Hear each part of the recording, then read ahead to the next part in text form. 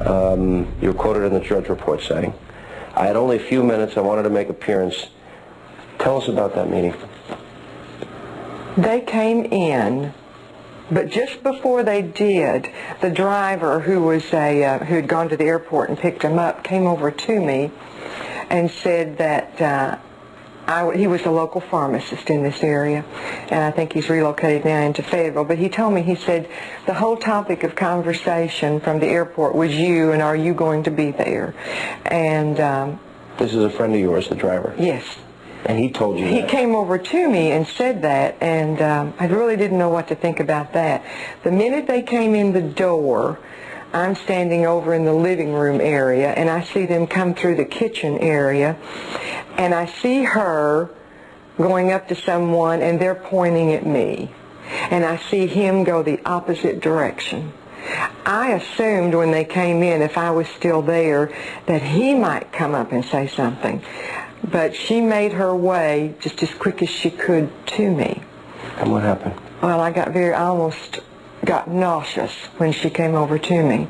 And she came over to me, took a hold of my hand, and said, "I've heard so much about you, and I've been dying to meet you, or been wanting to meet you." It's just paraphrasing right now. And she said, "I just want you to know how much that Bill and I appreciate what you do for him." And I said, "Well, thank you." And I started to turn and walk away. This woman, this little soft-spoken, pardon me for the phrase, dowdy woman, that seemed very unassertive, took a hold of my hand and squeezed it and said, "Do you understand everything that you do?" I could have passed out at that moment, and I got my hand from hers and I left. How hard was she? She was really squeezing. Yes. She was just holding on to my hand. She didn't, because I had started to turn away from her, and she held on to my hand, and she said, "Do you understand everything that you do?" I mean, cold chills went up my spine. That's the first time I became afraid of that woman. You interpret that to mean she knew about the incident? I certainly do. And thank you for keeping quiet. The final part of my exclusive interview with Juanita Broderick. Is something motivating you? There's something you want to say? Why did you want to come out now? I think it's because they have turned a deaf ear, to my situation. I have really wrestled with this in my own mind, what I should do, and it's so upsetting to see Hillary Clinton and Bill Clinton do the things that they do now and have the past that they have on this situation. Mm-hmm. You never wrote a book. You never sold your story. You've had a lot of offers? I've had a couple of offers as well. Mm-hmm. But you never did. Hillary, our book comes out, as you know, it's out this week. Yes. 1 million copies are in print. It's a pretty large first printing. We read $8 million she got for the deal. One of the things she says in this book is that Bill had lied to her up until 2 days before she gave her grand jury testimony. He gave the grand jury testimony. And she said he came to her that morning, admitted the Monica Lewinsky thing. Let me read you what she says. "I could hardly breathe. I was gulping for air. I started crying and yelling. 'What do you mean? What are you saying? Why did you lie to me?'" She said she didn't have a clue. She believed him up to that point. That is unbelievable. It's completely unbelievable, because I think she's always known, at least for the 25 years that I've been familiar with them, I think she's always known. I think she's always covered up for him. And like I've said before, I can't imagine someone covering up what a man and her husband has done just for the sake of power. You think that's what it's about? Yeah, I think it's power, and I think it's money. Let me say we did offer President Clinton, Senator Clinton, and their respective camps time to appear and respond tonight to the allegations. Neither party responded to our repeated offer. Prime Time continues. Now from Washington, Sam Donaldson. Sexual harassment is shocking enough without having the President of the United States accused of it. Being president is difficult enough without having to deal with the lawsuit stemming from such a charge. But both of these things have happened. Tonight, in her first network television interview, you will hear from President Clinton's accuser, and to some extent, you can judge for yourself her sincerity. Now, we've not attempted to try the case here. It is enough to make the point that people ought not to automatically believe his accuser just because they may dislike the president on other grounds, or vice versa. What we're doing is hearing the story his accuser tells, as she tells it, a story the president and the country must now deal with.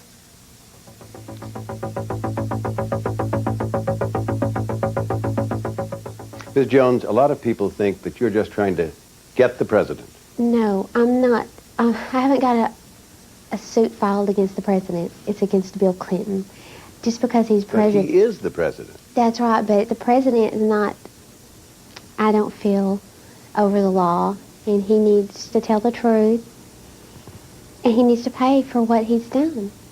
Paula Corbin Jones, age 27, now married, claims that in 1991, when she was single and working for the state of Arkansas, then Governor Bill Clinton sexually harassed her in a vulgar manner.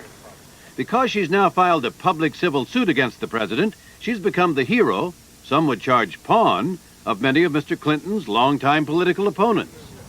White House aides have called her a liar and pathetic. Robert Bennett, Mr. Clinton's private lawyer, put it this way.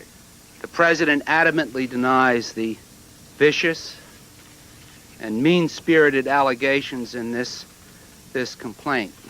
Quite simply, the incident did not occur. On the same day, President Clinton made his one and only public comment about the charges. Bob Bennett spoke for me, and I'm going back to work.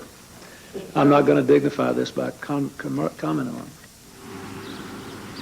Paula Jones' story really begins in the little Arkansas town of Lonoke, population 4,128, some 30 miles east of Little Rock. Jones is the youngest of three sisters. Her mother was a housewife, her father a textile worker and part-time Nazarene preacher. Did you think of yourself as poor? We had our hard times, yes we did. Once out on her own, Jones held a series of dead-end jobs, but finally went to work in Little Rock for the Arkansas Industrial Development Commission, a state agency. And that's where she was working when on May 8, 1991, she claims Bill Clinton sexually harassed her. The scene was the Excelsior Hotel, where an industrial conference was being held. She and a co-worker were holding down the registration desk on the second floor. When she says that afternoon about 2:30, Mr. Clinton's bodyguard, State Trooper Danny Ferguson, spoke to her. Trooper Ferguson approached me and handed me a little slip of paper. And he told me that he used the word Bill would like to meet with you up in this room number. And my response was, well, why does he want to see me? And Mr. Ferguson said, it's okay, we do this all the time. What did you take that to mean? I don't know. I was very excited the governor wanted to see me. I was. Who wouldn't be? And I thought, well, and when me and my friend had talked about it, we thought, well, we might could get a job. Looking back, wasn't that a little naive?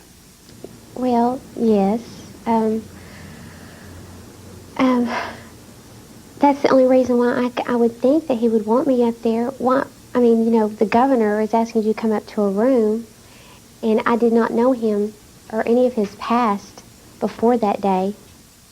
Jones says Trooper Ferguson escorted her up in the elevator to the 11th floor, she thinks, and pointed to a room. The door was slightly ajar. She says Governor Clinton, alone and in shirt sleeves, showed her in. At first, she says, they made small talk. Then, she says, the governor made his move. He was leaning up against the back of a wingback chair, and I was standing a little ways off from him. And we were talking. Well, he leaned up, and he tried to pull me over, and he put his hand up my leg. I mean, he jumped, you know, it was just real quick, and he tried to kiss on my neck. And he told me how he liked the way my curves were, and he liked the way my hair went down to the middle of my back. And then, I said, you know, don't do this, you know. I rejected it. At that point, Ms. Jones, a lot of people wonder why you didn't just run out of the room, leave. I was scared. I knew the state trooper was sitting outside, or I'm pretty sure he was sitting out there, and I was just very scared. He told me he knew my boss. This was the governor. Jones claims that Mr. Clinton then exposed himself to her and explicitly requested she perform a sex act. I was just shocked. I jumped up and I said, no, I'm not this kind of girl. I'm not that kind of girl. And he said, well, I don't want to make you do something you don't want to do. What was his demeanor like? Well, his face was very red. I remember it was beet red, and you could tell it. I don't know if he was embarrassed that I refused him or what, but he was just red as he could be. Jones said Mr. Clinton told her to have her boss call him if she got in trouble for leaving her post downstairs. And then... the last thing he said to me was, you're a smart girl, let's keep it between ourselves. And I left out the door. Jones says she went downstairs and, distraught, immediately told her co-worker, Pamela Blackard, what happened. As the day progressed, she says she told her sister, Charlotte Brown, and another friend, Deborah Valentine. Did any of the people you told advise you to file a complaint? Debbie told me I need to report it to authorities. And I was scared. I'd lose my job. Jones says in the months ahead, she ran into Trooper Ferguson again, and he said the governor wanted her phone number, which she says she didn't provide. Jones married her boyfriend, Steve Jones, had a son, and moved to California. And that is how things might have ended, had it not been for the now famous article in the American Spectator magazine last January, in which it was implied that a woman identified only as Paula engaged in a consensual sexual liaison with the governor that day at the Excelsior Hotel. And Paula Jones saw herself as held up falsely to public scorn. I had told my family and friends and my fiance at the time the story that did happen. And when that came out, it made me look like a willing participant. I mean, that jeopardized the relationship with all of those people. I felt that they would think that maybe I was lying and that I did have a sexual relationship or something with Mr. Clinton. Jones went public and told her story at a news conference held during a conservative political action convention in Washington. She was surrounded by arch enemies of Bill Clinton, including Cliff Jackson, the same Little Rock lawyer who back in 1992 propelled the Clinton draft issue into the spotlight. But when you came forward, you did so surrounded by the president's political enemies. Did it occur to you that people would suspect your motives? Those are the only people that are coming to my defense. There's not any Democrats that are wanting to support me. I was just wanting to tell my story, and I'm thankful that the conservatives let me use their podium to tell it on. But do you think these people care about you, or are they just using you to get Bill Clinton? I don't know, but I'm not in with them. But you are in with them. You appeared with them. But I was just there. I wasn't a conservative. I didn't even know what a conservative was. Who did you vote for in the last election? Mr. Bush. That was my first time I ever voted, and I registered to vote just so I could vote against Bill Clinton. Jones' lawyer Daniel Traylor tried to reach an out-of-court settlement with the president's attorneys. Among other things, he asked for money. But no settlement was reached. And last month, on May 6th, Paula Jones filed a lawsuit against President Bill Clinton and Trooper Danny Ferguson, claiming they had violated her civil rights, had intentionally caused her distress, and had defamed and were continuing to defame her. The reason I filed the complaint is because I asked for an apology, and I didn't get an apology. And instead he called me pathetic and a liar. And that I felt that to get my reputation back and to do what's right and to get my good name back, I had to file a suit against him. Trooper Ferguson, in a response filed last Friday with the court, admitted riding up the elevator with Jones and pointing to a room. But he said Jones was the one who was interested in the governor, rather than the other way around. He says, first of all, you said to him that afternoon that you thought the governor was good-looking and had sexy hair. Did you say that? Not at all. I did not even speak to Mr. Ferguson about Mr. Clinton before he come and approached me and give me the note. Well, Not he at denies all. giving you that note. Well, he gave the note to me. I wished I had it still. He denies saying the governor wanted to see you. Well, you know, I know the truth, and Mr. Ferguson knows the truth. And it turns out there is a third person who may know what was said. Pamela Blackard, the co-worker with Jones at the registration desk, in a telephone interview with Prime Time, supports Jones' version. Danny Ferguson handed her a piece of paper, and it had a number on it. He said that the governor would like to see you up in this room. And she said, well, what does he want? And he said, oh, he'd just like to meet you, and it's just routine. This happens all the time. Trooper Ferguson says that you came downstairs after about 20 or 30 minutes, and you asked him whether Governor Clinton had a girlfriend, and he said no, and you said that you were willing to be the governor's girlfriend. Isn't that ridiculous? I mean, you would think if it went very well in the room, why didn't I tell Mr. Clinton I wanted to be his girlfriend myself?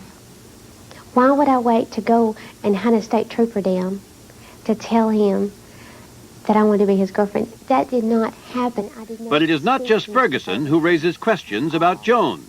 Jones' own sister, whom she talked to that afternoon, believes her story, but not her motives. You're aware that your sister, Charlotte Brown, says that you were amused and said to her that you smelt money whichever way it went. I don't know why Charlotte is saying those things, and it does hurt me deeply. It really does. She's my sister, and I still love her. But I know that my sister Charlotte supported me 100%. But she says that from the very beginning, you were really in it for the money. I've never spoke to her or anyone that I wanted the money. Never. Miss Jones, as you know, her husband, Mark Brown, has painted you to the news media as a loose woman. And it's wrong. I mean, I am not that type of person, and I never was, and I never will be. In her court suit, in an effort to show that she suffered retaliation for refusing the governor's advances, Jones says that after the incident, she was treated in a hostile and rude manner at work, shifted to a dead-end job, and, unlike others, received no merit raises. It turns out that isn't quite true. You're aware that in the complaint filed with the court, you say that you got no merit raises. But you did get one, according to a document that we have at ABC News. Well, they're still checking in on those, the record, and whatever the record shows. I mean, that's what will be. If you got a merit raise, wouldn't that suggest that they weren't retaliating against you? Well, I guess I just feel that way because even a real close coworker, she had gotten several when I would maybe to my one. Ms. Jones, would you be willing to take a lie detector test, a polygraph examination? Yes, I have taken one.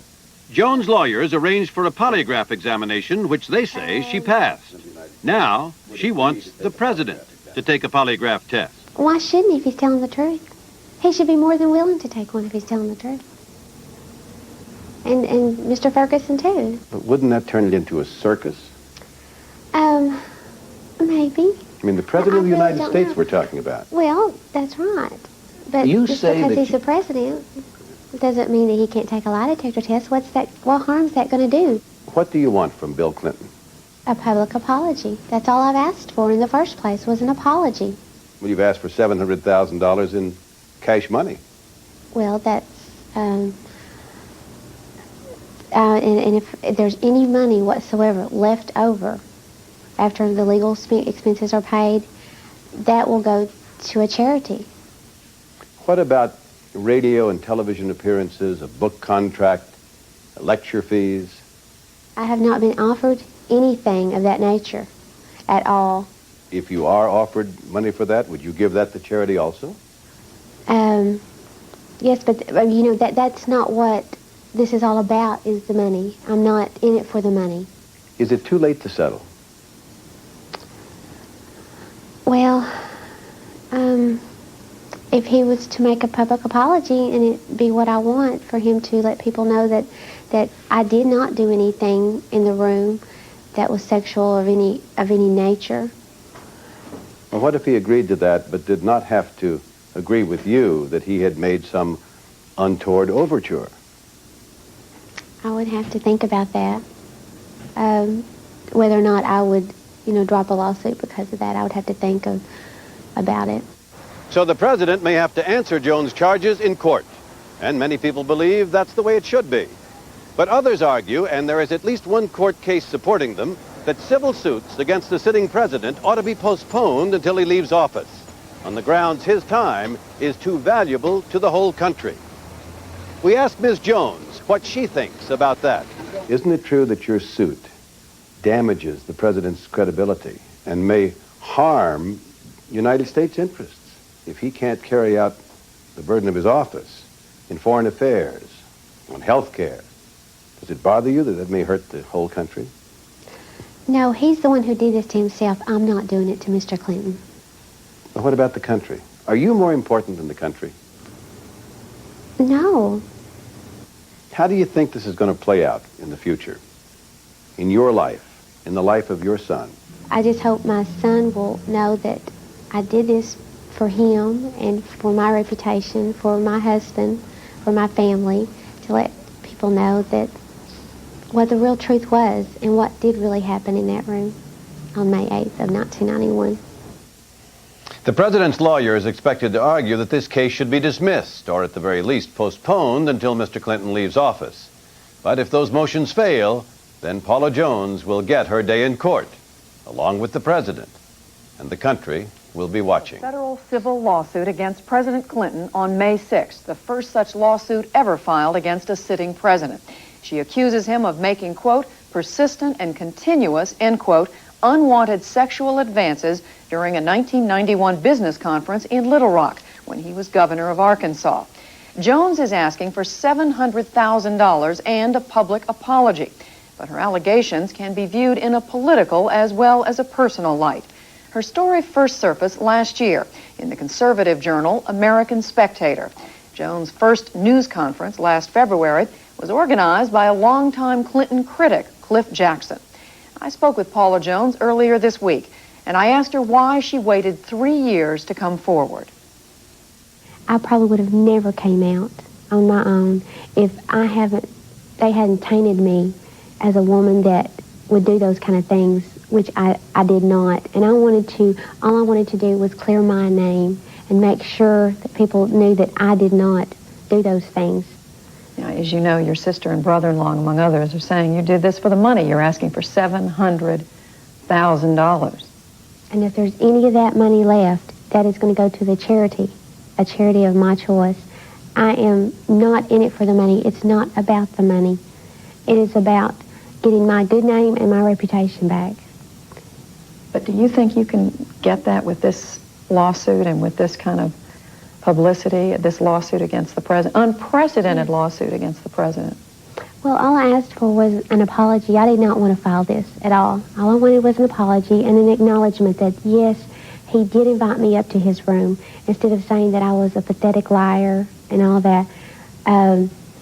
That's all I asked for, and he can't admit to any of that.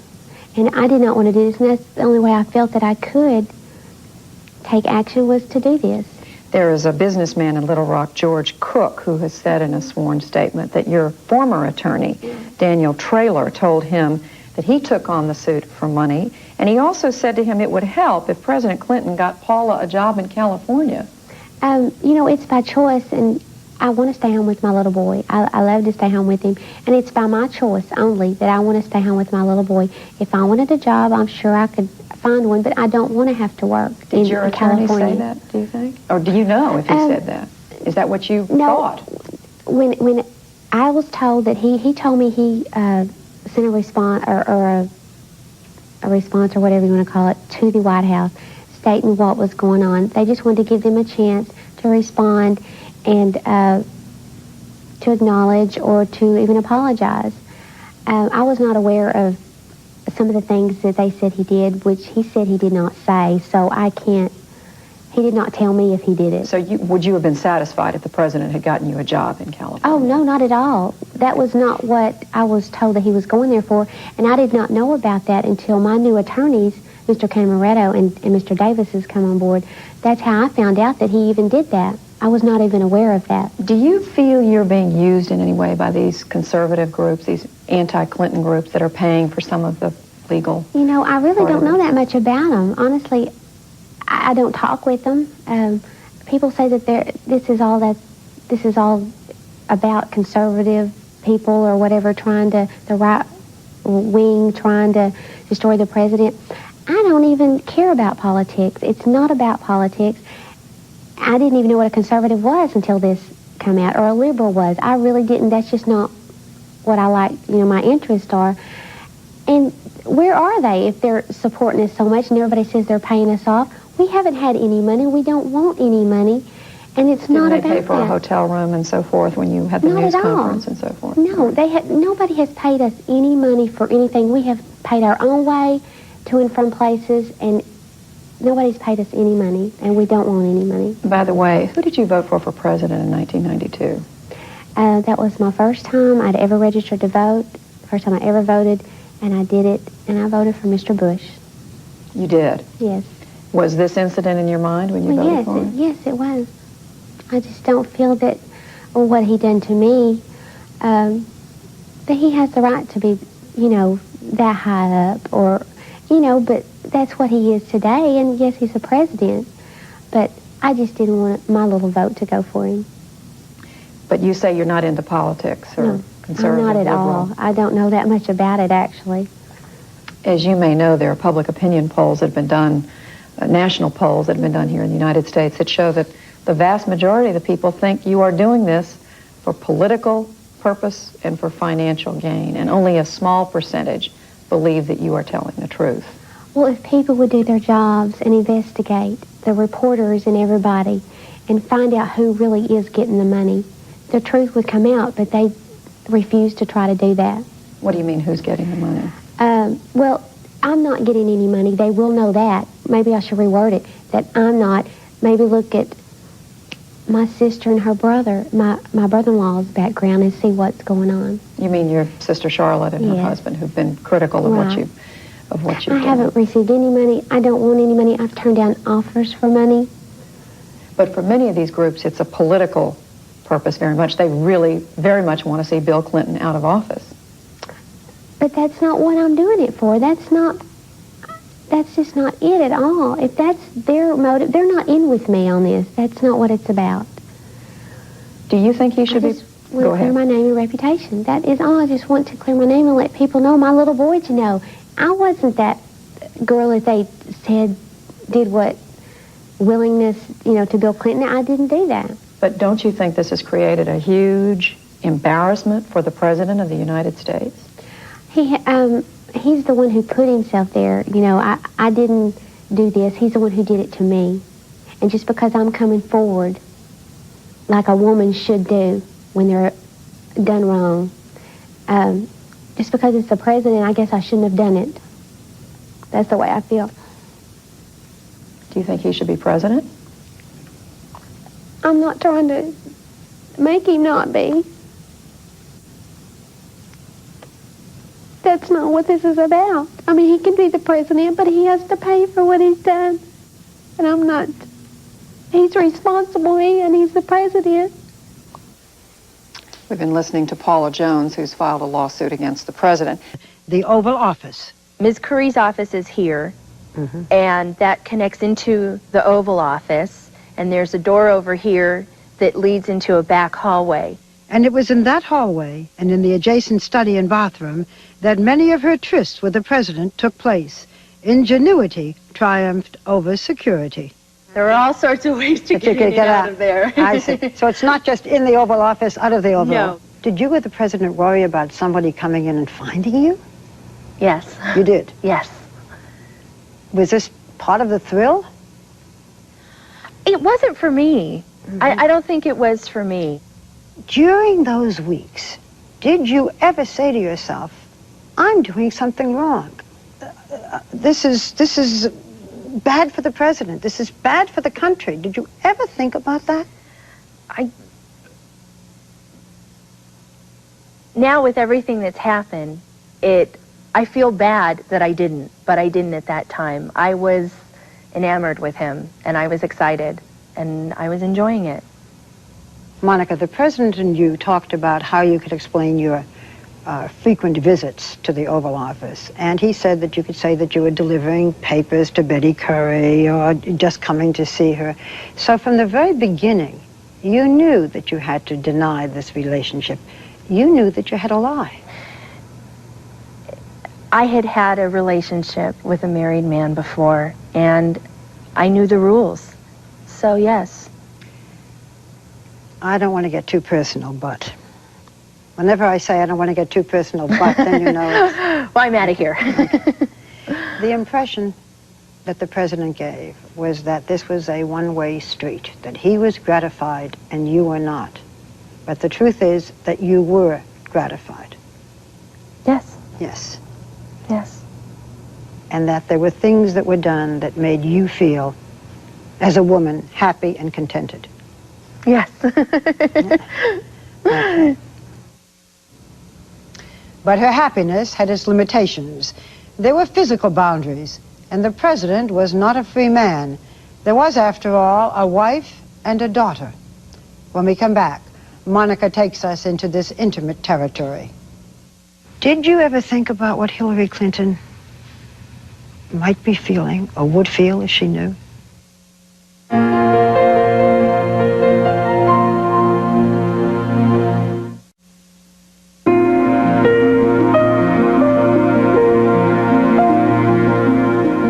As we have seen, Monica Lewinsky's relationship with President Clinton began with a light-hearted flirtation and quickly became far more intimate.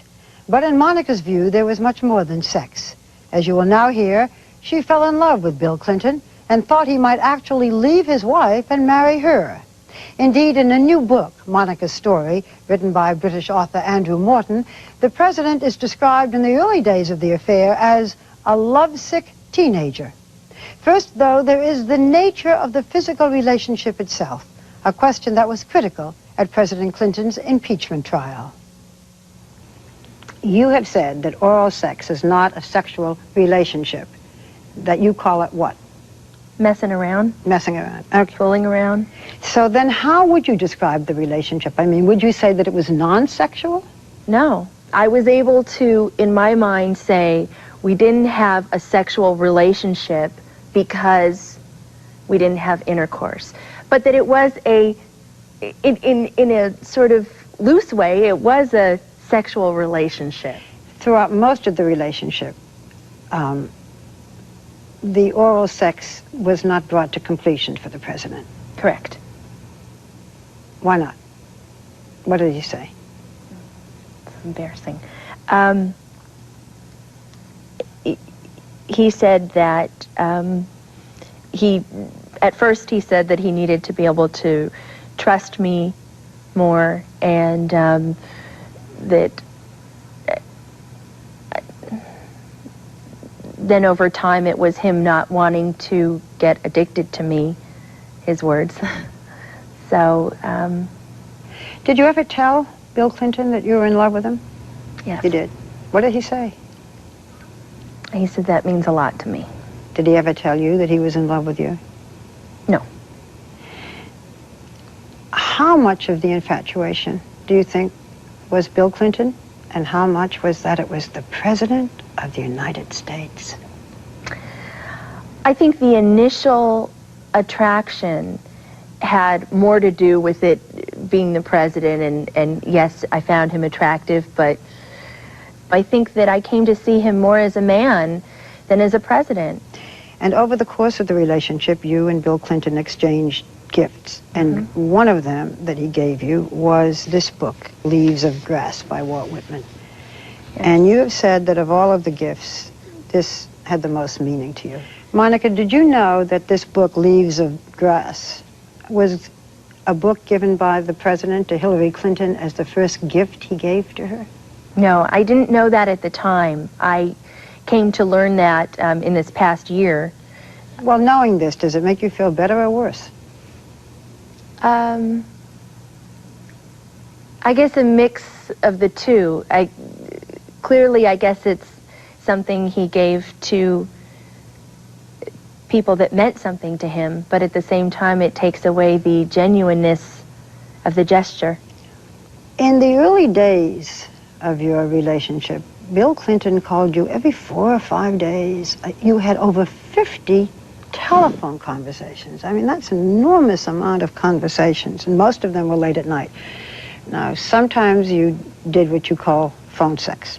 A lot of people don't know what phone sex is.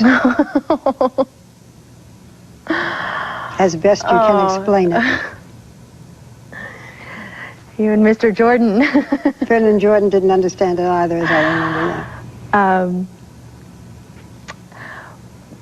It's a way of being intimate over the phone when you can't be intimate in person. Physically intimate. Physically intimate?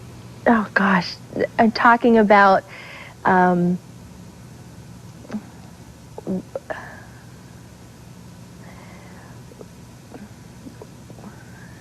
That's so embarrassing.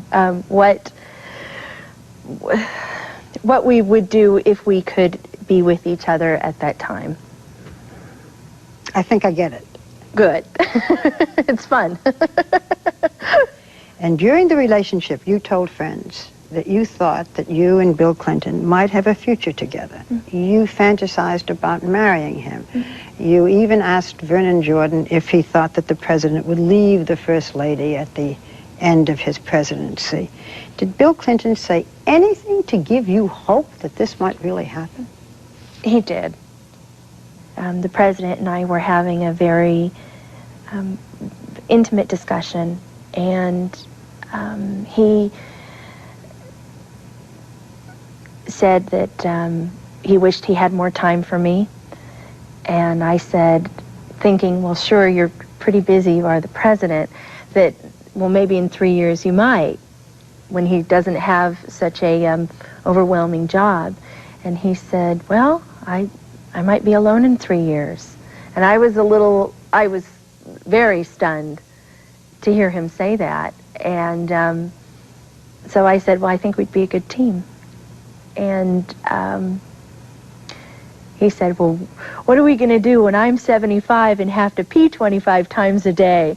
And so it was, I mean, that to me certainly indicated that it was a thought that crossed his mind. Did you ever meet Hillary Clinton? I wouldn't say that I've met her and spoken with her in a way that I would feel I know her. It was very briefly, more handshakes. Handshake. Monica, did you feel that you were in competition with Hillary Clinton? Sometimes. Sure. I think you need to look at that as that she was the wife of this man that I was in love with. When you saw Hillary Clinton, sometimes she was with the president, did he then acknowledge you in any way? Yes. Smiling, saying something? Yes. So he would be with her, but you would still know that he was looking at you or thinking of you. Mm-hmm. Did you ever think about what Hillary Clinton might be feeling or would feel if she knew? Did you ever think about Hillary Clinton? I did. I think I thought about her a lot, but I never thought she would find out. I was never going to talk about this publicly. Did you ever think about Chelsea? I did in... This is sort of a hard thing to explain, but because I cared so much about the president, and she means the world to him. I mean, she is the most precious thing to him. I had a very strong affinity for her, even having never met her, not having any interaction with her, and wanted good things for her. Now, approximately 5 months into the relationship, you were transferred to the Pentagon. Obviously, there were people who felt that you should be kept away from the president. The meanies. Well, you called them the meanies, but in a way, they were right, weren't they? I don't think so. I don't think that my relationship hurt the job he was doing. It didn't hurt the work I was doing. It was between us. And I don't think it was their business, actually. She was transferred, and the president did nothing to stop it. Instead, according to Monica, he promised her emphatically that if he were re-elected in the fall, he would, without fail, bring her back to work at the White House. After your transfer to the Pentagon, which was in April of 1996, you didn't see the president privately for almost a year. He was obviously trying to stay away from you. But you would show up again and again at public places where he would see you, hoping that he would then call you, see you, so forth. Why didn't you leave him alone and just get on with your life? Oh, I guess I take issue even with the way that's characterized. It was, we couldn't see each other because of the election. There was, and at least that's what I was led to believe. We talked on the phone even more after I left the White House, and that was where a lot of the relationship deepened. I would go to the public events to see him because that was the only place I could see him, and we would have our own intimate exchanges. At that point, I would not say that that was an issue of him wanting to get rid of me and I wouldn't leave him alone. After all, he was the one who had to pick up the phone and call me. I had no way to get in touch with him then. I couldn't send him a letter or call him. Ladies and gentlemen, the President of the United States. November 6, 1996, the day after Bill Clinton was re-elected. A welcome home ceremony for the triumphant president and vice president on the south lawn of the White House. Political appointees like Monica Lewinsky were invited. You've seen this picture before, but this was a big day for Monica. She was sure that the president would make good on his pre-election promise, that he would call and ask her back to the White House. She sat up all night. There was no phone call. It was devastating for me. That he didn't care. That he didn't call.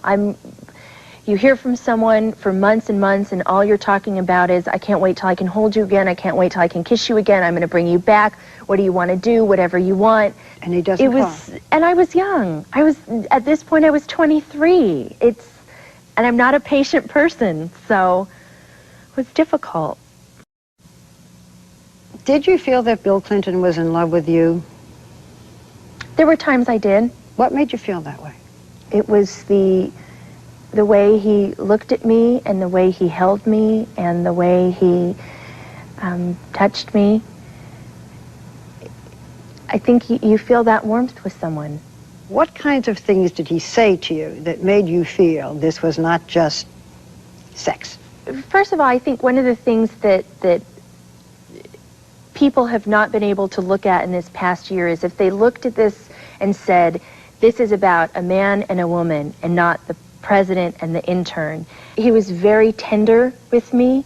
He was very affectionate. You say that you cried and the president cried. When did the president cry? I know people make fun of him for having said, I feel your pain, but I think he genuinely means it. The first time that I remember was when he talked about the first loss of the American soldier in Bosnia and how responsible he felt for that. So there was the time when I asked him to clarify the relationship, whether it was, only for sexual reasons or not early on, and he got upset at the notion that I might even think that, and tears came to his eyes. He cried when he broke up with me on May 24th.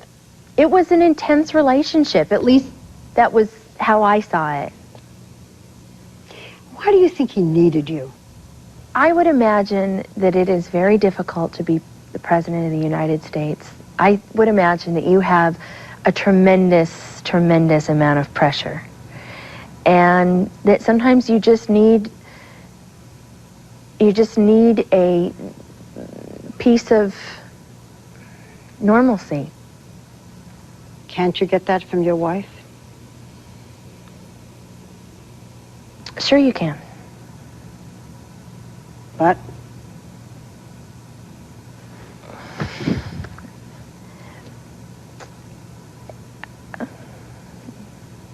That's something for him to answer, not me. I'm sorry.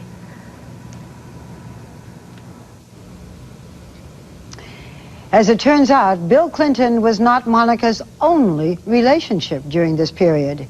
And there is a startling revelation that she has kept secret all this time. We will hear more about that when we come back. There was a 10-month period when you never had the chance to be alone with Bill Clinton. But you did have another man in your life.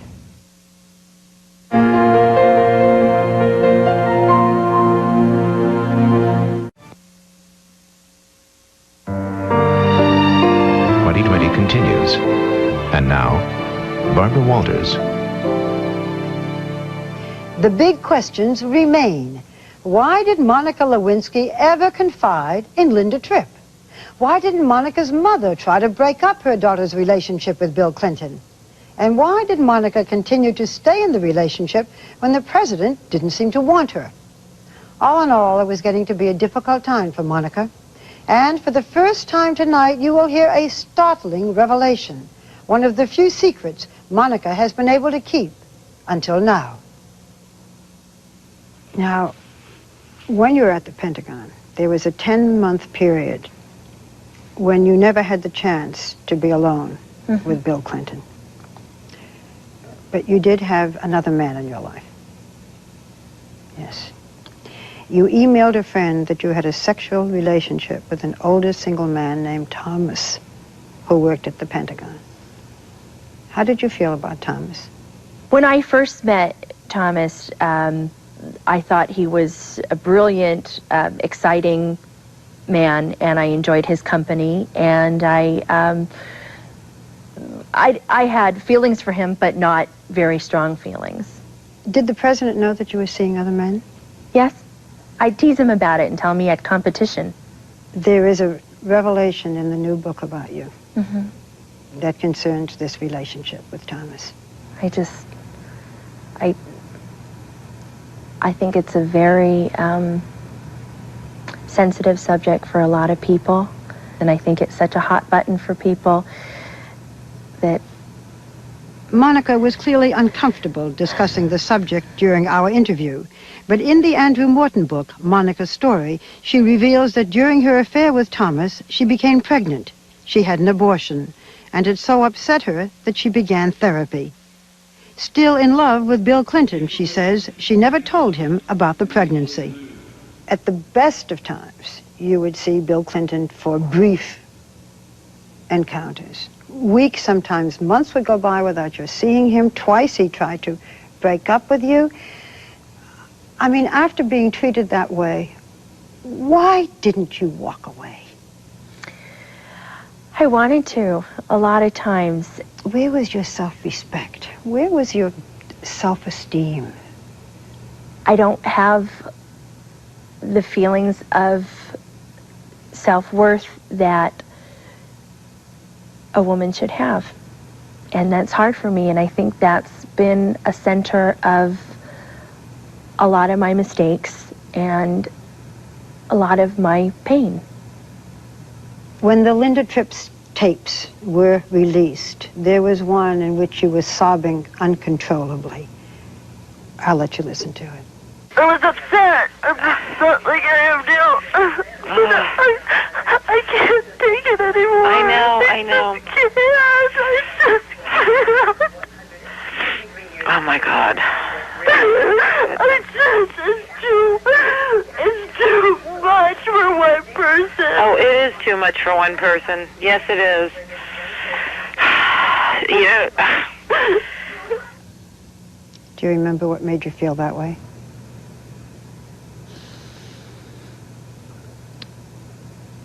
I think it was a time when I was very frustrated with the president and with Betty Currie.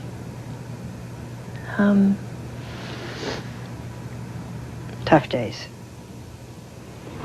During this time, Monica began to confide in a Pentagon co-worker, Linda Tripp, who had also previously worked at the White House. Tripp was known to gossip about the president and about goings-on at the White House.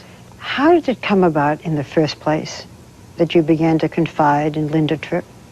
This is actually something that I don't think people have really understood in this past year, and it's important to understand it. I had met Linda Tripp from in working at the Pentagon. I think when I found out that she had worked at the White House, it was sort of, that was an attraction for me. That was clearly where I was longing to be, and was hoping and thinking I was going to go back to. She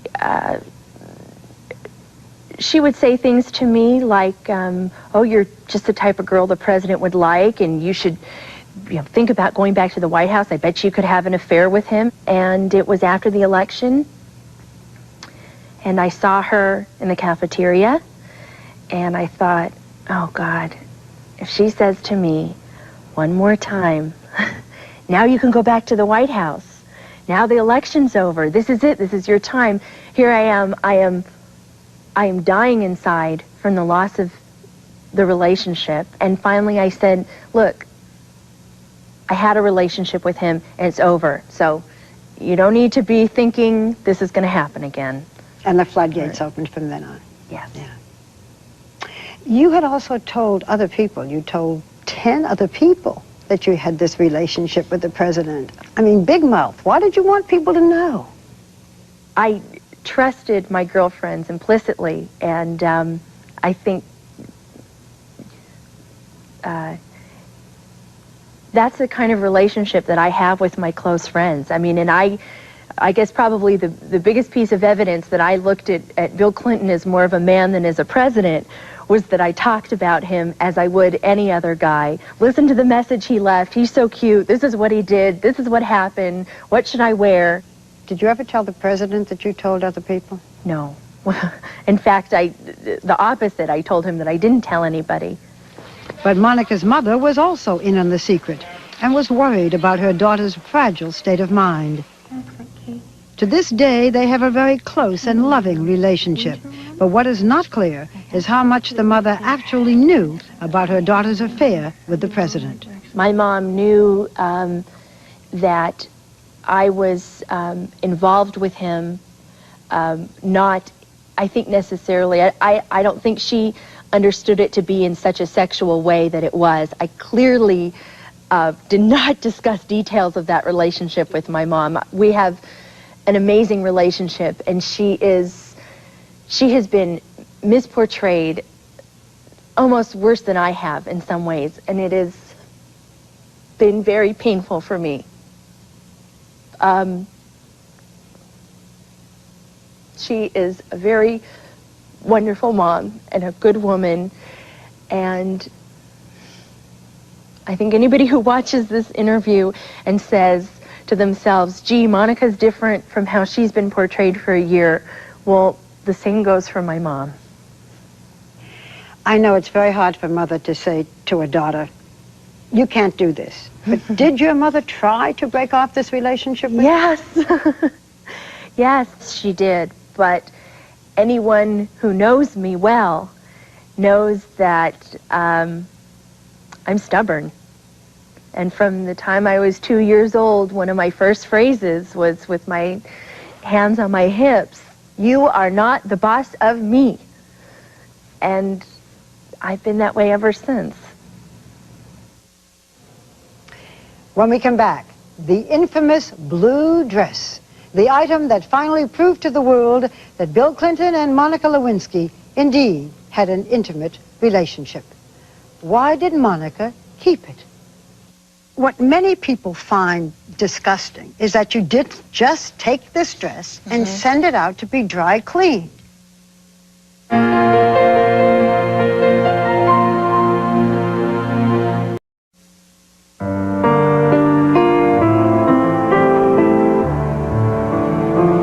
There have probably been more questions asked about the now infamous stained blue dress than about almost any other aspect of Monica and the president's affair.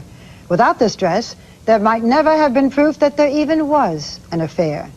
But why did Monica keep the dress in the first place? Did she consider it a souvenir of her love? And why on earth did she confide in Linda Tripp? The answers now from Monica in her own words. The famous blue dress. What dress? That now famous blue dress. On February 28, 1997, Betty Curry called and invited Monica to attend the president's radio address at the White House. Monica ran home to her Watergate apartment and put on a blue dress from the Gap. And then, after the address, and for the first time in 10 months, she was alone with Bill Clinton in the Oval Office. This was the most intimate of their meetings. On this occasion, they went further than ever before. And Lewinsky's dress became stained in the process. Monica says she went home that afternoon, put the dress away, and never noticed the stains until the next time she thought of wearing it. What did you think the stains were? At first I didn't know, and I thought, oh, this is dirty, that's weird. And then it came to my mind that the last time I had worn it was when I was with the president. And I thought, oh no. And it was funny to me. The whole subject of the dress has been one of those topics this past year that I know it's a lot more fun to think that I kept it as a souvenir, to think that I cherished this and I would never clean it, and I was some sick, deranged person who kept this as a trophy, but that's not what it was. What many people find disgusting is that you didn't just take this dress and send it out to be dry cleaned. What happened was, I have a lot of clothes, and the next time when I had gone to put on this dress, when I believe it was the time that I noticed it was soiled, it didn't fit. I'd gained weight. So it was sort of this frustration, oh, this thing doesn't fit anyway. I threw it in the closet. And it was funny. I had mentioned it to my girlfriends. We laughed about it. With one, I even joked, gee, maybe he'll pay for the dry cleaning. Never thought that this was something that was serious or incriminating. Of course not. It wasn't an issue. I was never going to talk about this relationship. Why did you tell Linda Tripp about this dress? Because it was funny. It was funny. And then she told you, save this dress. Yes. Listen to this tape. I don't trust the people around him, and I just want you to have that for you. Put it in a baggie, you put it in a Ziploc bag. What for, though? I don't know, Monica. It's just this nagging, awful feeling I have in the back of my head. So Monica did save the dress, and this is one secret she says she kept, even from her mother, until Linda Tripp told prosecutors about it. One of the other things that people don't understand is you gave the dress to your mother. What kind of a woman saves a dress? There have been a lot of things that have been said about me, my mother, and my family that are not true, and that is one of them. My mom did not know about this dress until the rest of the world first heard of this dress. And it was, I think, a few weeks into this nightmare, and it was on the TV, and she turned to me and she said, what is this about this dress? Is this one of these crazy things that they keep talking about? And I looked at her and I said, well, and she said, well, where is it? And I said, in your apartment in New York. And she just looked at me, and we were both so paralyzed with fear, and I didn't have immunity yet, and I was terrified of the way I was being watched, how I was being monitored. I didn't know, and I thought, okay, I could wash this, I could destroy this. I knew at that point, I knew that was obstruction of justice, and I was in enough trouble already. Ken Starr's people didn't know you had this dress. Why did you turn it over to them? Because I had to. Getting and keeping my immunity became very important to me, and I needed to take care of myself and my family. No one else was worried about me. Did you feel you had to then tell the truth about absolutely everything, including this dress? You bet.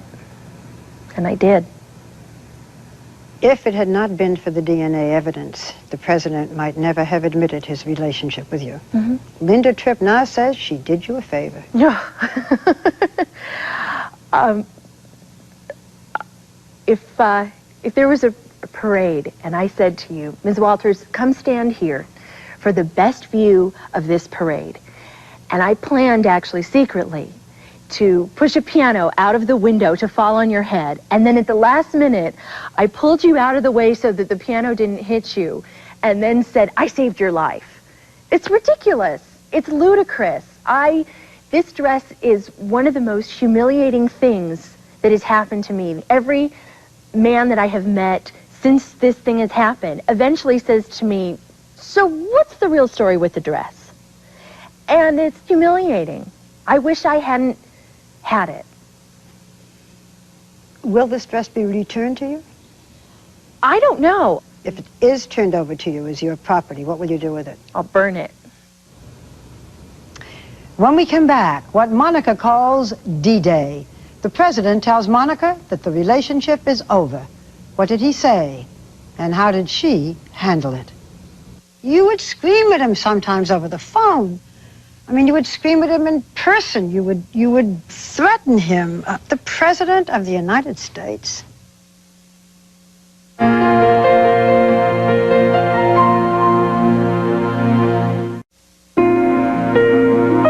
2020 continues. Once again, Barbara Walters. We return now to Monica Lewinsky in her own words. What had begun as a relationship of intimate encounters and amorous phone calls was now turning sour. The president, it seems, was trying to find a way out. You will hear an amazing admission, Monica says, he made to her about his marriage. And you will learn now how the unraveling of her romance turned into the most terrifying year of her life. Let's turn to May 24th, 1997. This was a year and a half about after your relationship with Bill Clinton began. It's what you call D-Day, which stood for? Dump Day. Dump Monica. Yes. In breaking up with you that day, the president confided in you as he had not before. He talked about difficulties that he's had in his life and in his private life. Monica later told investigators that Bill Clinton said he had led a life of lies and deception ever since he was a small boy. According to Monica, the president said that he had been with hundreds of women until the time he was 40, and at that time he considered divorce and leaving politics, but decided to try to make his marriage work and to, quote, be good. According to Monica, he told her that they could remain friends and that he could do a lot for her, but that their relationship was not right in the eyes of God. I was heartbroken.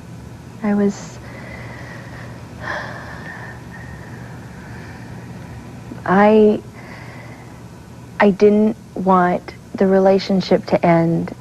You want so badly to hold on to this thing that you want, and it hurts. You said that when you left Bill Clinton's office that day, you sobbed in the arms of Betty Curry. And there were times when she escorted you into the president's office and left and so forth. Do you think that Betty Curry was an enabler? I certainly know that this relationship could not have continued the way it did when I was at the Pentagon and the president was obviously at the White House without Betty. In retrospect, do you think that Betty Curry knew about your relationship with the president? She strikes me as the type of woman that probably wouldn't even have allowed herself to think that. She certainly knew that there was a personal relationship there, something that caused me great happiness and great distress. A scene that has been talked about and written about was when you went to the White House, an unscheduled visit to see Bill Clinton. And you were told at the gate that he was meeting with a woman, a journalist named Eleanor Mondale. You got mad, you stalked off, and angry Bill Clinton called you later and said, Monica, you made a stink. He was furious. Where were you at that point in your head? I was at the end of my rope. I mean, this was...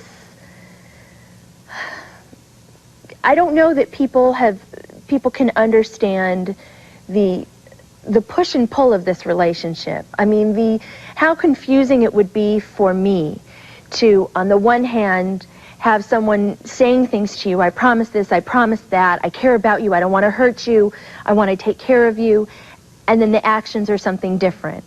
And then you get into a fight, and then you make up. And then he says everything's okay and I miss you, and then he doesn't want to see you. It's pretty tough emotionally. Towards the end of the relationship with Bill Clinton, you had many arguments. You would scream at him sometimes over the phone. You would threaten him. The President of the United States. I didn't see him as the President of the United States. I saw him as a man, and that was how I treated him. Were you then out of control? Mm-hmm. Yes. I think that's, for someone like me, who's a very passionate, loving woman, I think you often get close to that line. And I went through a very difficult period, and I could not recognize that I needed help. And I needed to be on some sort of antidepressant. Much later on, after everything with Ken Starr, after the affidavit, this past year, you were put on medication, yes? Yes. One of the things that perhaps people don't understand is that once he broke off the sexual relationship, Bill Clinton continued to have conversations with you, meetings with you. Yes. It isn't the end is the end and that's it. No, no. But I also have to add that there was another element to all this, which was my job. And I had lost my job, and I had been promised that I could come back. You know, other women have had sexual relationships, and they don't expect that out of it is going to come a job. I never expected that out of this relationship would come a job. But you never then in a million said, years. you got to help me get a job. No, what happened was that he promised me on April 6th, 1996, when I had to leave the White House, okay. He promised me, and he said to me, I promise you, if I win in November, I'll bring you back like this. Okay, and he didn't. So he didn't keep his promise. Mm-hmm. So you could have said he didn't keep his promise, he didn't get me a job, so be it. But you held him to that. I did. I did. Towards the end of this relationship, you were a real pain in the butt. You bet. You bet. So the president breaks up with you. Finally, you decide you want to get out of Washington. And Linda Tripp suggested that you ask Vernon Jordan, the president's very close friend, a very powerful man, and he helped you look for a job. Now, you have been very adamant that Vernon Jordan's help was not in any way a payoff for your silence. But then tell us why you think he was helping you. I don't think I've ever said that I thought Mr. Jordan's assistance had nothing to do with the fact that the president and I were at least friends. But I was never promised a job for my silence. Your feeling was that the president had said to Vernon Jordan, help her? Do you think that Vernon Jordan knew that you had an affair with Bill Clinton? I don't know. Well, you told him at one point something about it. What did you say?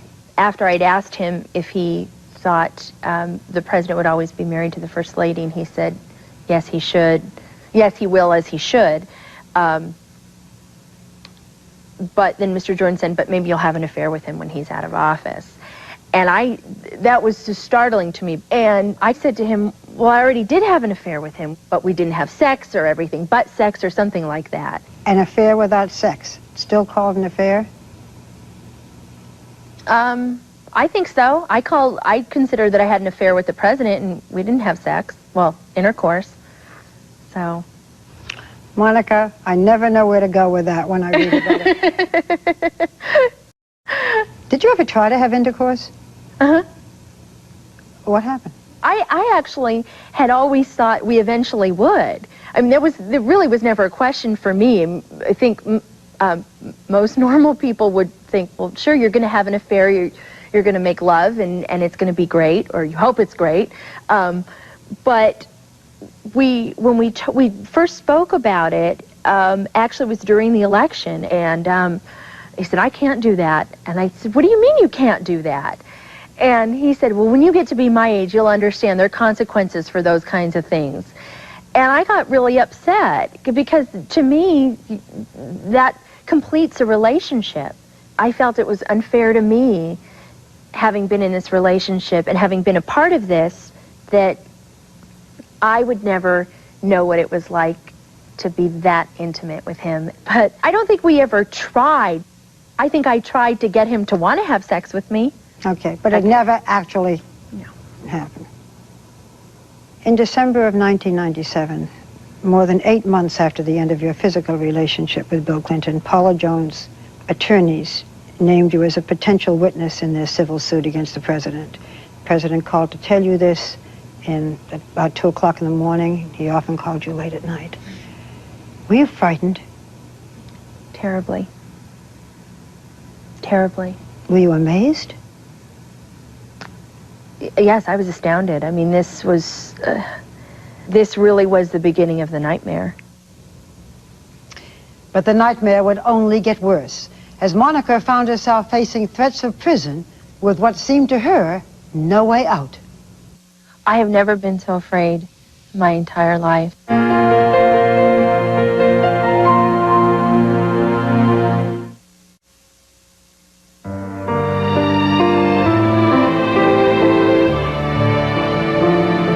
As her romance fell apart, Monica at first thought she could control events. There was a devious game of hide and seek with gifts that the president had given Monica, and that had been subpoenaed by Paula Jones's lawyers. Most of those gifts wound up under the bed of the president's secretary, Betty Curry. Curry's story and Lewinsky's differ as to whose idea that was. And then there was Linda Tripp.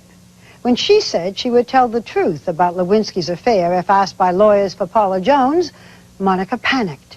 She begged Tripp to conceal the relationship, even offering her mother's vacation home to Tripp as an inducement to lie. And Monica later gave Tripp 3 pages of notes, the so-called talking points, to use as possible guidelines for Tripp's affidavit. Let's talk about those infamous talking points. Now, Linda Tripp says that she believes that the notion that you wrote those on your own is about as likely as you co-authoring the Gettysburg Address with Lincoln. Mm-hmm. Now, you testified that you wrote these yourself. Mm-hmm. So her question is, and the question of other people is, how were you able to use those legal terms? I mean, you're not that informed, you're not that smart. Did anyone help you with these talking points? No. I had been working on my own affidavit with my attorney at the time. I've been told by the prosecutors and by my own attorneys I should go to law school. I guess I have a knack for it. I sat down at the computer and I typed it out. You finally did file a false affidavit saying that you did not have a sexual relationship with the president. Did you know that you were committing perjury? No, I think I knew I was lying, but I had no knowledge, I had no idea what all the different elements of perjury were at the time. Were you trying to protect the president? I was trying to protect myself and the president and my family. The president never told you to lie. No. But he also never told you to tell the truth. Correct. You told Linda Tripp that one of the main reasons that you were going to deny the sexual relationship in your affidavit was for fear of your life. You said, I would not cross those people for fear of my life. Who were those people, and what did you think they would do?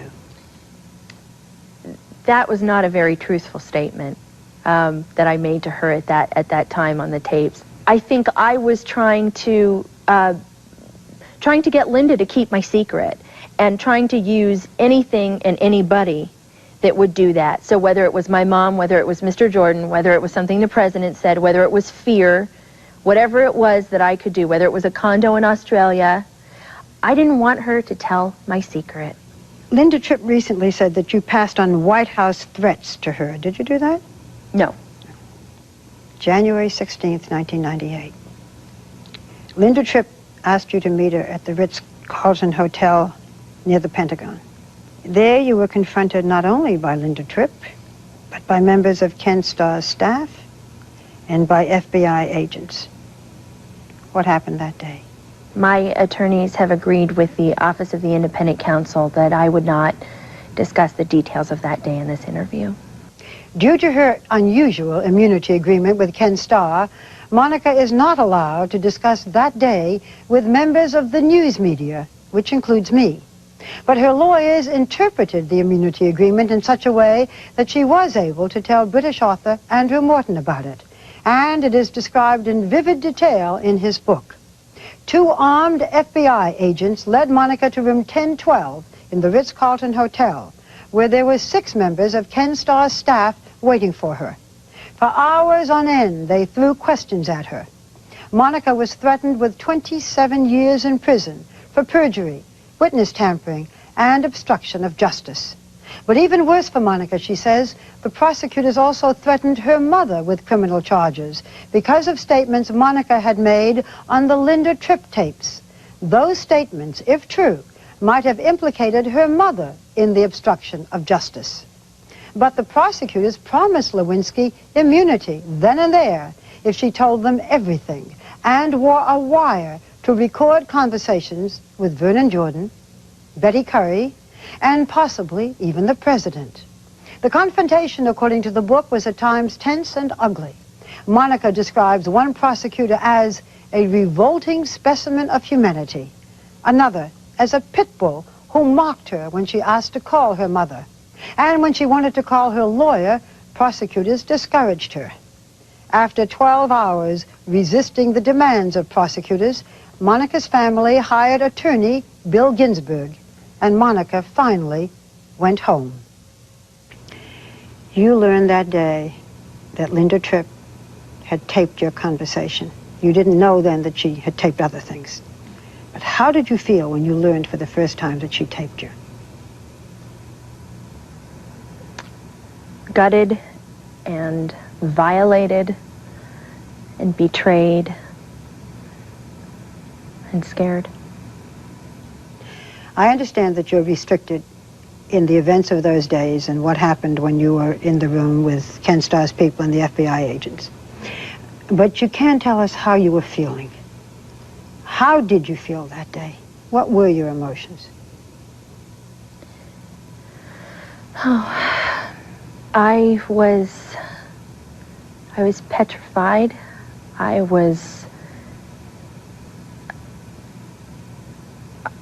I have never been so afraid in my entire life. I wanted to die. I wanted to kill everybody in the room. I was just very, very scared. As we talk now, today, is there anything you're afraid of? I'm afraid of doing something to lose my immunity and being prosecuted or having my family prosecuted. You mean you still think you could go to jail? I learned things this past year and saw things this past year that I didn't know happened in this country. And yes, I worry about that. Have you ever met Ken Starr? Have you ever talked to Ken Starr? No. What do you think of Ken Starr?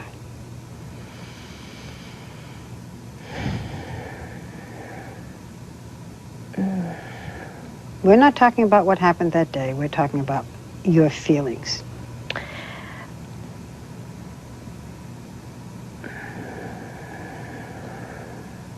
I'm too afraid to answer that. I'm sorry. Monica's fears only intensified. Ken Starr's prosecutors surrounded her. And when her story became known, the media besieged her. And she seriously considered suicide. Behind the name Monica Lewinsky, there's a person and there is a family.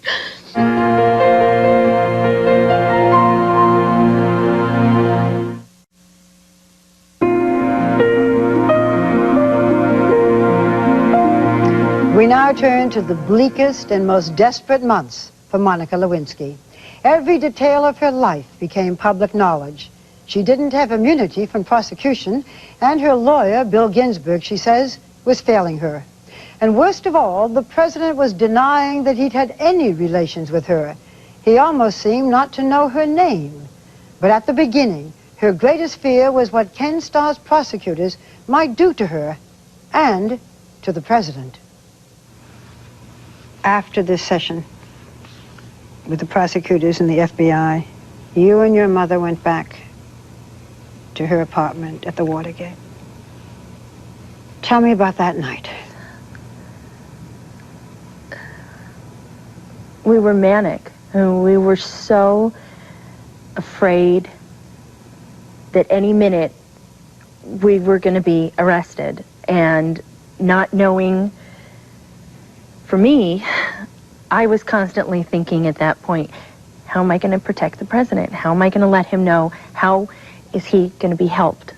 And I knew he was going to do the deposition the next day, and I was racking my brains trying to think of anything. Could I get in a taxi and go to Betty Curry's house? Could I call Bruce Lindsay, whom I had never met or spoken to? Who could I call? What could I do? Could I go stand outside where he was going to do the deposition and hold a sign? Don't do it. If anything. What did you do? That night, I couldn't do anything. I couldn't put myself or my mother in that jeopardy. Did you think of running away? Mm-hmm. We figured that that all the airports would be staked out, and that it's my mom lay awake all night watching me sleep and made me take a shower with the door open. And because she didn't want me to hurt myself. She was afraid you might do yourself harm, kill yourself? That bad?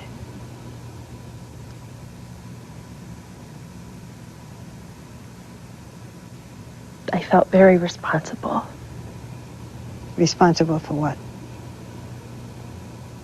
For everything that was going to happen and that had happened. And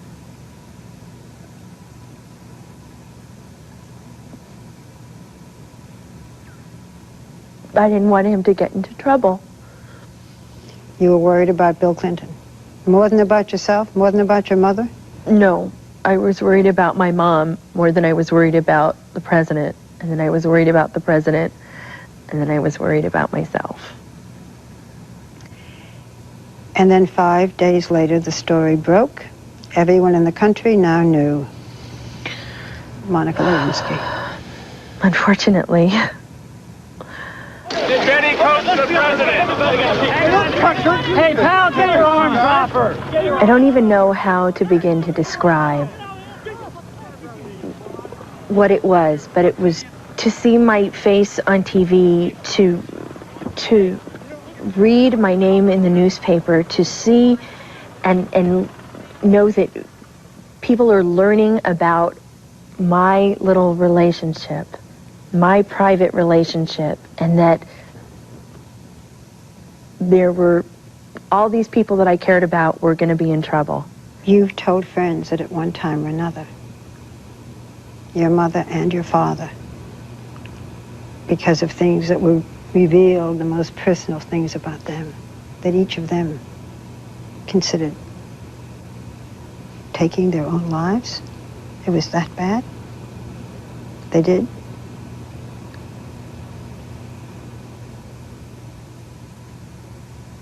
People have no idea what this has done. What this has done, that behind the name Monica Lewinsky, there's a person and there is a family, and there has been so much pain that has been caused by all this. And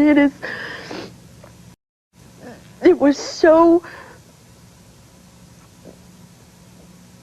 destructive. It was so destructive.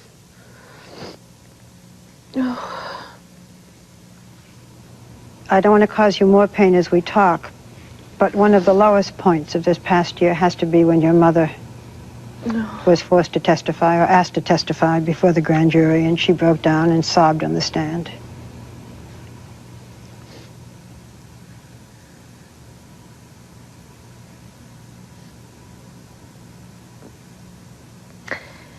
mother should be forced to testify against her daughter. Monica says she could not have gotten through this past year without her mother and her father, whom she describes as her Rock of Gibraltar. Through much of the early part of the year, she also relied on a family friend, attorney Bill Ginsburg. I would like Monica to be free and out of jeopardy. That's what I'd like to see as soon as possible. I want to ask you a little bit about Bill Ginsburg. In the beginning, he was on television, and it seemed he was very helpful. As time went on, what do you think of Bill Ginsburg's role? I agree with you that at first he was, I think his motives were in the right place. Well, joining us now is Monica Lewinsky's attorney, William Ginsburg. But unfortunately, I think he got bitten by the bug. I want some goddamn privacy. It became more about Bill Ginsburg than it did about my well-being and my welfare. Do you think that Bill Ginsburg did you harm? Yes, I do. I want to play a videotape for you, a very famous videotape. I did not have sexual relations with that woman, Miss Lewinsky. I never told anybody to lie, not a single time, never. What was your reaction when you saw this? That woman part of the quote was so very harsh, and it was hurtful. I could see how angry he was, and I didn't think he needed to go about denying the relationship in this manner. That was disappointing. I think he could have taken a higher road in his denial. How? It still would have been he said, she said, if he had said, Monica and I were friends, she's a great woman, she's a bright woman, I don't know why she's saying these things. So Monica was bewildered and hurt, but did she still love Bill Clinton? Indeed, does she still love Bill Clinton? And what does she think of Linda Tripp? Linda Tripp says she would like to give you a hug. What would you like to give Linda Tripp?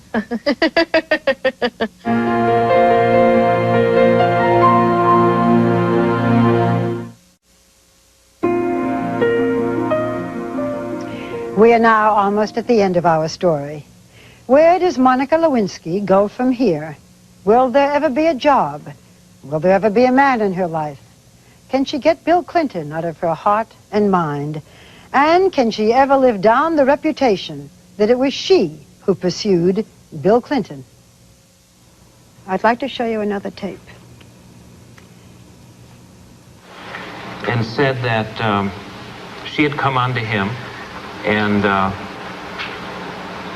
made a demand for sex, that he had rebuffed her, turned her down, and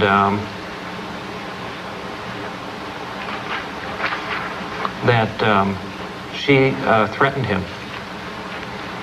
And he said that she said to him that she was called the stalker by her peers. Sidney Blumenthal, the aide to President Clinton, saying that you were a stalker.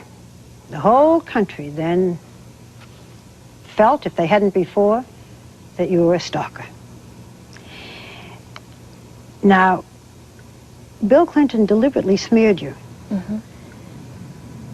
That was the defining moment when I really knew and fell out of love with him. And that I knew at that moment that he was definitely not the person that I had ever thought he was. This past summer, you were offered immunity, finally. And you were then required to discuss every intimate detail, every sexual detail of your relationship before a grand jury. It must have been excruciating. It's very, very violating. Very violating.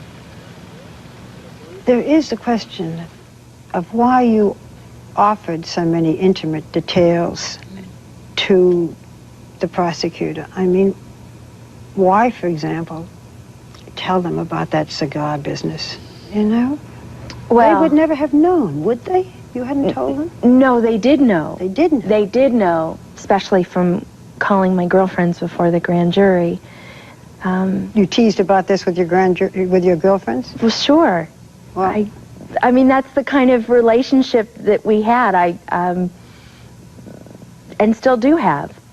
We're tight, and so I was afraid if I sort of just answered the question as they asked them and didn't give the full information, that then they'd think I wasn't telling the truth and they'd take my immunity away. Your father had told me, we did an interview together before President Clinton's admission, that he didn't know if you had sex with the president, and he didn't want to know. And then this testimony where he must have known. And I think it's hard for him when the man who hurt your baby is the President of the United States. You can't go out and express your anger, or you can't go beat the guy up.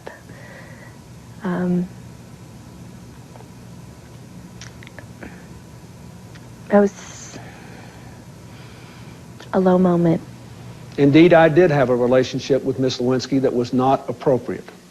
In fact, it was wrong. It constituted a critical lapse in judgment and a personal failure on my part for which I am solely and completely responsible. You're watching this now. What do you think? I felt like a piece of trash.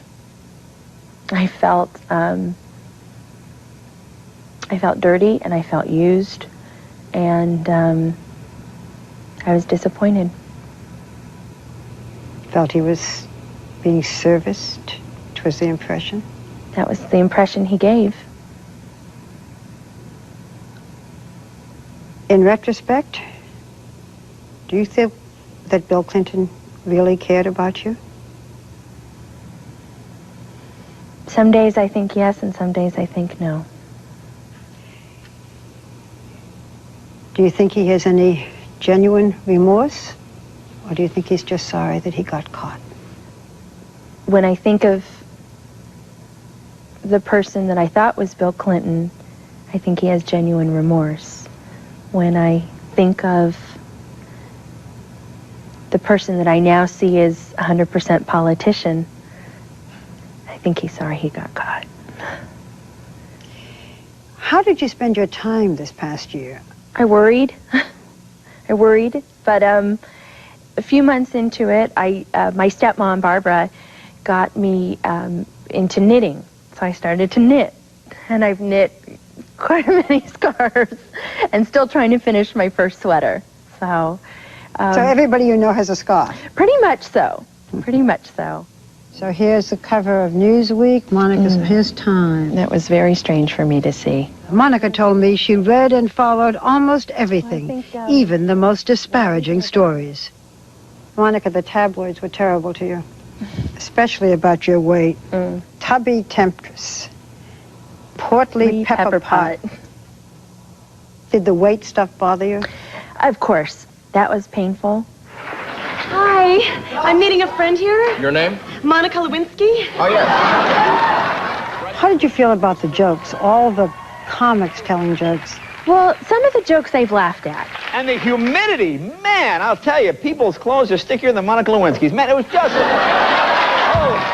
The secretary said she knew something was sort of suspicious when she found herself using phrases like, "Sir, your 3 a.m. is here."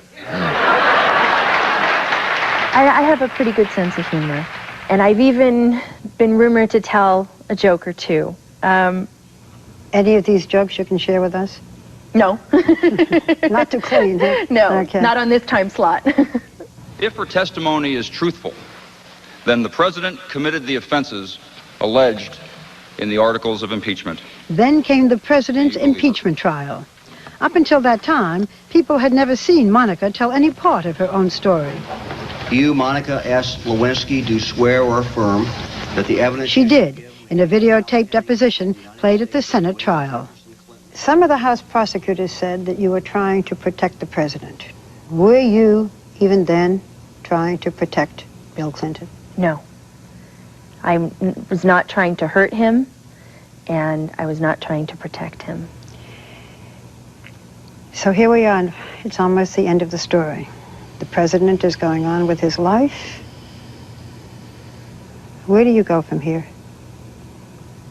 I don't know. I think I have a lot of healing to do. Are you still on medication? Yes. And this is antidepressant medication? Yes. Do you have any goals? Is there anything you'd like to do?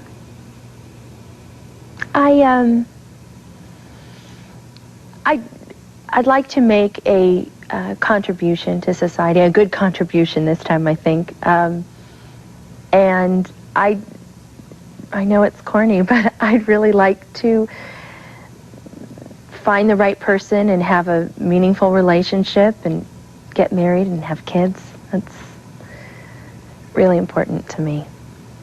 Any man in your life now? No Prince Charming yet.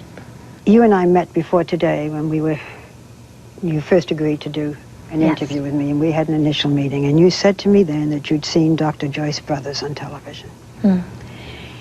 And that she had said, can you imagine a young man bringing home Monica Lewinsky to his parents and saying, I'm going to marry Monica Lewinsky? That really bothered you. That was a bad day. That was a bad day.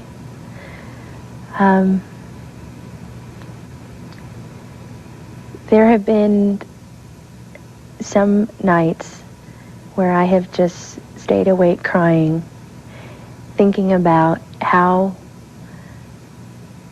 am I ever going to have any sense of normalcy again in my life.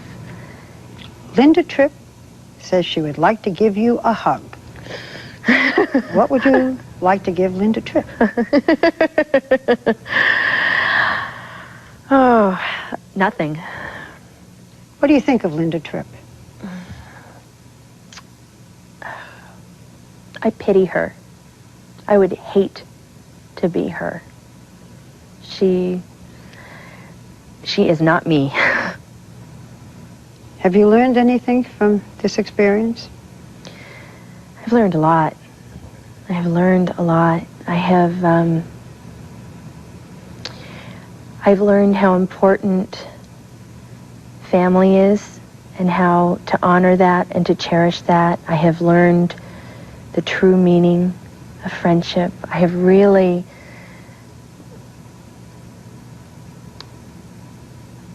my family and friends have been amazing. If you had to do it all over again, would you have had the relationship with Bill Clinton? There's some days that I regret that the relationship ever started, and there's some days that I just regret that I ever confided in Linda Tripp. Monica, are you still in love with Bill Clinton? No. Sure? Mm-hmm. Over? Sometimes I have warm feelings, sometimes I'm proud of him still, and sometimes I hate his guts, and he makes me sick. What will you tell your children when you have them? Mommy made a big mistake. And that is the understatement of the year. I was fighting against those ideas when you were practicing law and representing your contributor, Resco, in his slum landlord business in inner city Chicago. Hold on. Making change is not about what you believe. It's not about a speech you make. It is about working hard. There are 7,000 kids in New Hampshire who have health care because I helped to create the Children's Health Insurance Program. There are 2,700 National Guard and Reserve members who have access to health care because on a bipartisan basis, I pushed legislation through over the objection of the Pentagon, over the threat of a veto from President Bush. I want to make change, but I've already made change. I will continue to make change. I'm not just running on a promise of change. I'm running on 35 years of change. I'm running on having taken on the drug companies and the health insurance companies, taking on the oil companies. So, you know, I think it is clear that What we need is somebody who can deliver change. And we don't need to be raising the false hopes of our country about what can be delivered. The best way to know what change I will produce is to look at the changes that I've already made.